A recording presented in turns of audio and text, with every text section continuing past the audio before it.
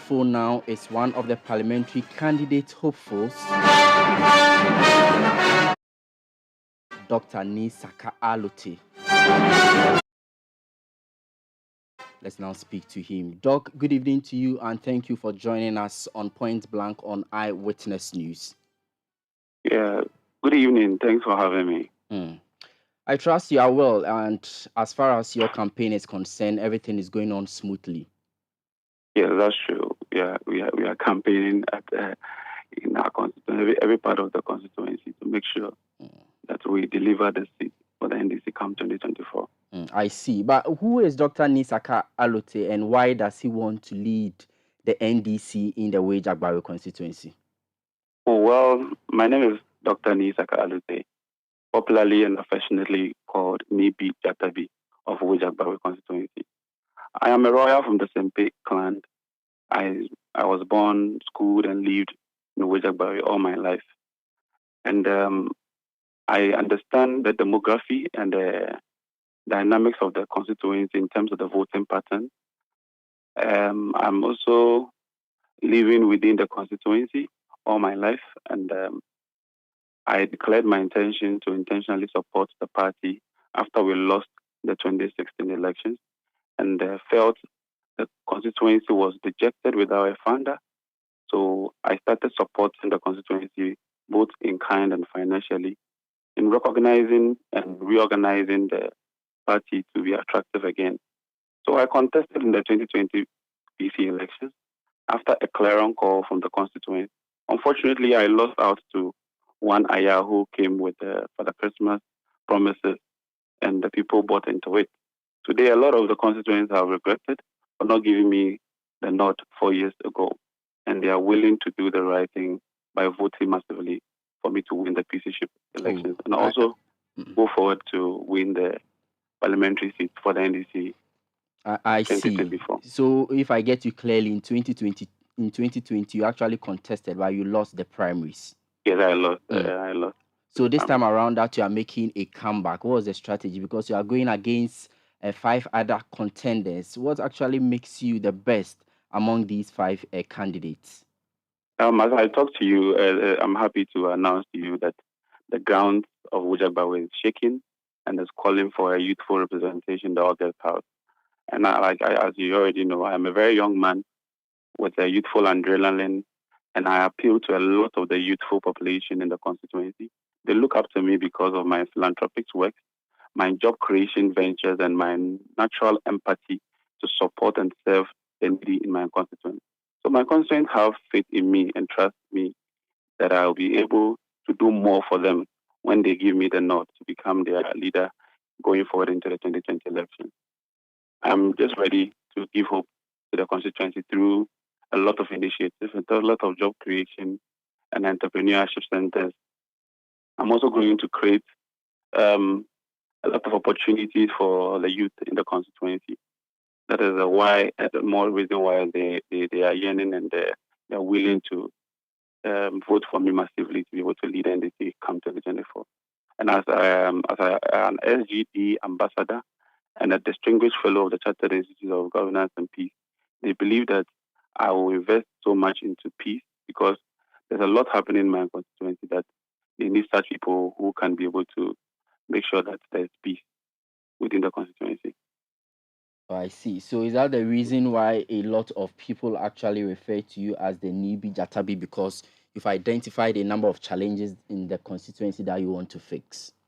There's been there's a lot of challenges within our constituency which needs a political will to be able to solve them in connection with our bad road network, in connection of the pressure on our one and only municipal hospital, that is the Akawe Hospital.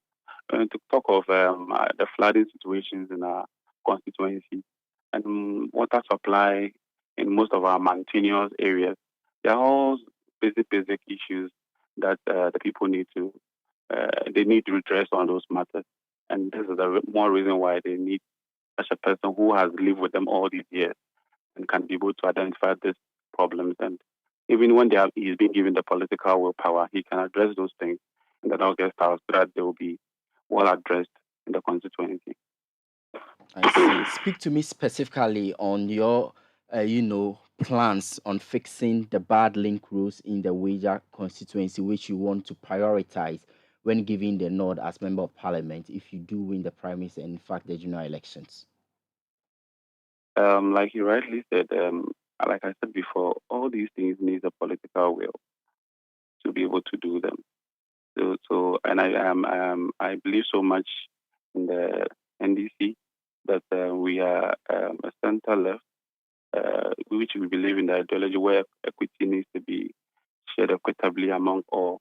We are a social party that we believe in social interventions that will make sure that the people go about their daily activities and everything at ease. So roads network is part of the one of the major things that is really our problem in the constituency. So in the times where they come 2025 in the ninth parliament, I become the member of parliament. I mean, do well to address this major issue that is confronting us in the constituency. What about flats? Yes, like I said before, we have a lot of flood issues. This happens because we don't have the bigger drainages that take care of this all these a heavy pour of rain and even the opening of the dam.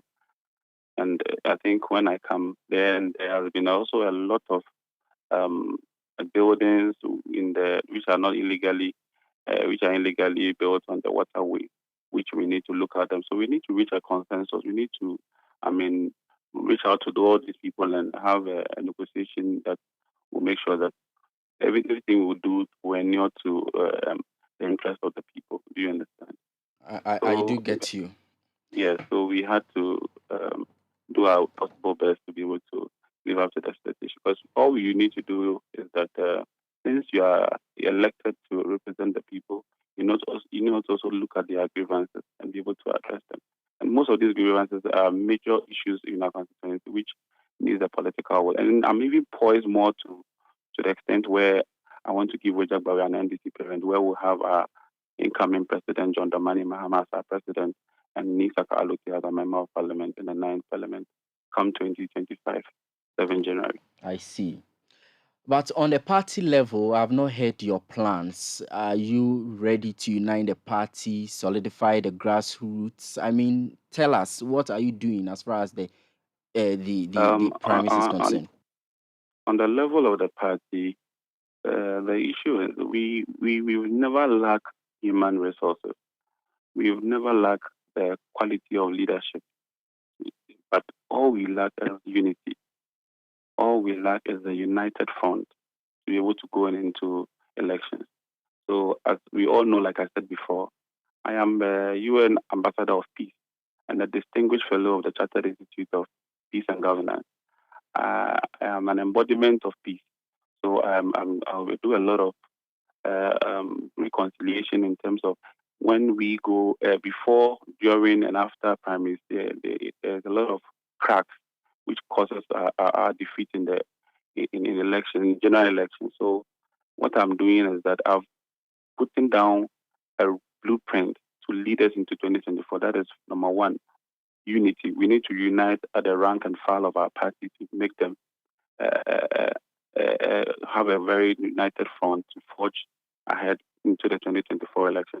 I'm also looking at rebranding the party, giving birth to the NDC in Weija-Gbawe by involving ourselves in more of digital campaigning, involving ourselves in more of door-to-door form of campaigning, and also to the extent of not forgetting mobilizing enough resources to be able to do the intended job.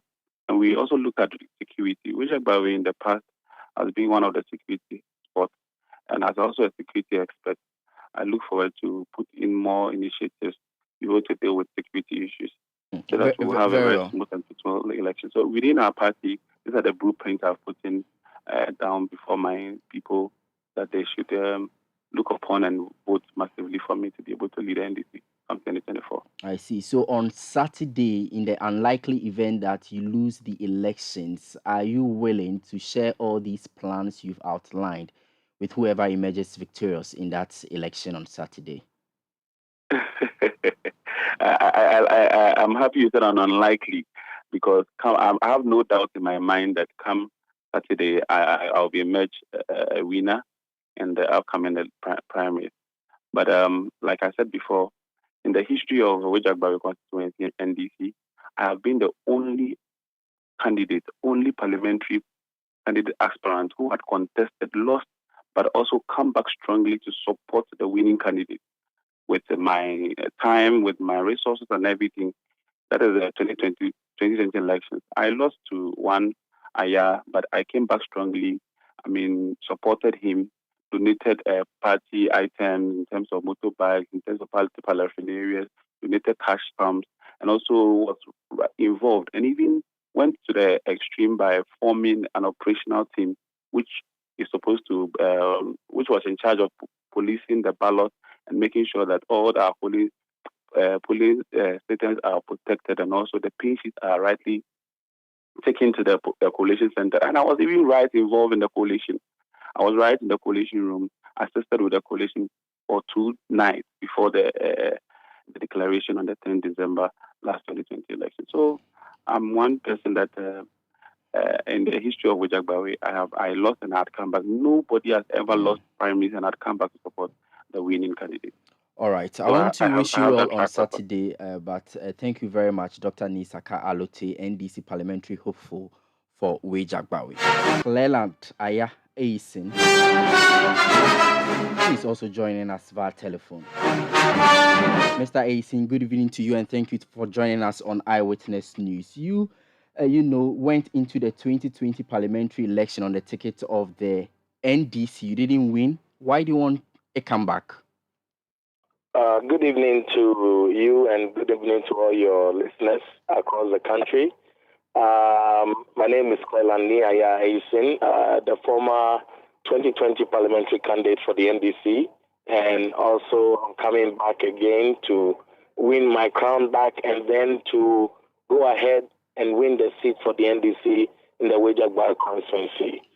Thank you very much for your question. The reason why I'm coming back is because the first election, which was in 2020, gave me an opportunity to see all the loopholes that we had in the Weija-Gbawe constituency, and also to see and garner the experience that is needed to be able to put our people in the right position, in the right frame of mind, so that we can be able to win the election that we have long for. And now it's here, and I believe I'm the best person with the experience, the technical know-how, and all the abilities to be able to win this seat for the NDC. I see. What's the different strategy if you say that you are coming back, given the lessons you've learned in the past? Well, I brought a lot of security into the Weija-Gbawe constituency because I realized that it's a very volatile constituency when I came. My personal research that I did across the 14 wards, as we call it, in the constituency, let me understand that we needed to be able to sort of see the meat and bone of the constituency. We did that, and after that, we had a review of everything that went on in election 2020, why we were able to increase our numbers and why we were not able to win the election proper. Now, at the end of the day, when we did a review, we realized that there are so many areas that the MPP take advantage of the NDC in Weija-Gbawe constituency. I wouldn't go too much into details with that, but I can promise you we've identified about 6 major places that they use as a loophole to win elections in Weija-Gbawe constituency. Well, you want to win an election. Why don't you want to go into these major areas you talk about? Because then I don't know. Your Eyewitness News is one of the most listened to programs. And I'm sure, when you are going into war, you don't want to always release all your your strategies and your information that you have. So, but trust me, be rest assured, we've identified about 6 ways that the MPP uses to win election in Weija-Gbawe constituency, and we are going to block all those loopholes. I see. So which makes you the best candidate to beat the NPP? Because in that last election, you garnered about some 32,000 votes as against the 36,000 votes of the NDC member of parliament, that's Tina Lartey. Yes, and that is an impressive number because if you actually look at where we came from, Bobia got 26,000 in 2012. She managed to get 25,000 in 2016, and I was able to take the constituency from 25,000 votes to 32,218, which gained our margin to over 45% against 40.9% the previous election year. So we know what we are doing. I have the experience. I know the areas that we fell short in and where we need to be able to work on so that we are going to cross that over 52% to 53% mark come 2024. I see. I'm giving you just 60 seconds. Speak to your delegates ahead of the primaries on Saturday. Weija-Gbawe constituency, my regards to everybody. My desire is, I have the experience. I work night and day. Anytime you call on me, I'm there to work door to door. So give me the nod and let's go after the crown and let's go after the win for the NDC in Weija-Gbawe constituency and also to win massively for His Excellency John Dramani Mahama. God bless you all. God bless Ghana. God bless the NDC. God bless Weija-Gbawe constituency.